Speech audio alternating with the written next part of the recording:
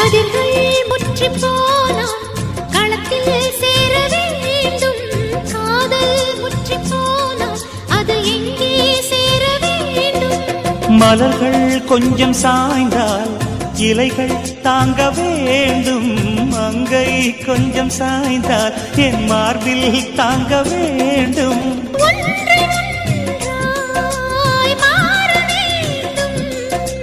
உன்னில் என்னை தேட வேண்டும். எப்போதும் இடைவிடாமலும் நகப்படாமலும் கட்டில் பூவை நீ கையாள வேண்டும். காதல் இல்லாதது ஒரு வாழ்க்கையாகுமா? கண்கள் இல்லாமலே ஒரு காட்சி தோன்றுமா? காதல் இல்லாதது ஒரு வாழ்க்கையாகுமா? கண்